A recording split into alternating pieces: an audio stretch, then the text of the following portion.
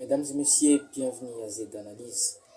Nous parlons aujourd'hui d'une qualité et une mode de pensée des dirigeants, des leaders et des stratèges qui avancent dans leur mission.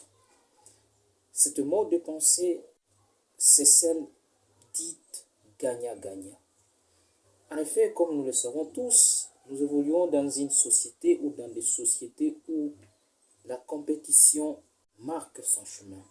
Un monde où, pour réussir, beaucoup pensent qu'il faut riser, recourir au malice, au mensonge, à l'injustice, à la discrimination et à tous les autres mots que vous connaissez. Pour les leaders, c'est le contraire de tout cela. Ils privilégient le paradigme ou une autre manière de penser tout à fait différente, qui est celle de gagner ensemble avec les autres. Gagner ensemble avec les autres suppose la reconnaissance des efforts, la reconnaissance des apports de l'autre ou des autres, avec qui vous êtes dans une situation d'interaction, dans une organisation, dans une famille, dans une entreprise, dans une équipe de football, dans un parti politique. Les grands leaders privilégient cette posture de gagner avec les autres. Et on gagne avec les autres en faisant comment? Alors que beaucoup pensent qu'il faut riser, qu'il faut toujours adopter des comportements démagogiques, qu'il faut recourir au malice, les grands leaders posent-ils qu'il faut plutôt aligner nos comportements et nos actions sur des principes et les valeurs humaines. Les grands dirigeants recommandent, pour embrasser ce paradigme, de savoir cultiver sa conscience, de savoir cultiver aussi son imagination pour créer des solutions aux problèmes que nous rencontrons du jour le jour.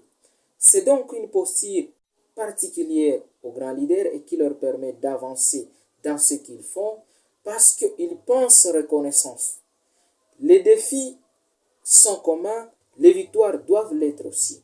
C'est ainsi que vous verrez, les grands leaders sont des gens qui privilégient la justice, l'honnêteté, la reconnaissance, la bonté. Parce que de ces éléments-là, de ces principes et valeurs, le monde peut évoluer dans la paix. Alors que beaucoup pensent que le monde, c'est un rapport de force, que nos sociétés doivent évoluer dans la compétition parfois déloyale, que le monde doit évoluer dans le mensonge, le malice.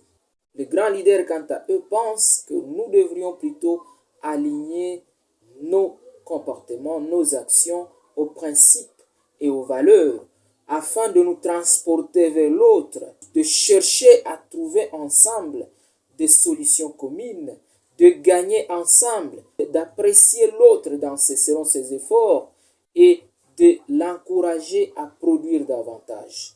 Dans ce que vous faites, dans ce que vous êtes, apprenez à gagner avec les autres, c'est-à-dire à reconnaître leurs mérites, à reconnaître leurs efforts. Soyez juste, soyez honnête. Quand vous êtes dans une situation d'interaction, cela ne vous enlèvera rien dans les mérites que vous avez, plutôt améliorera votre conscience, votre capacité d'imaginer avec les autres des solutions parce qu'ils se sentiront attirés vers vous, ils se sentiront compris, ils se sentiront considérés, ils se sentiront reconnus dans ce qu'ils font.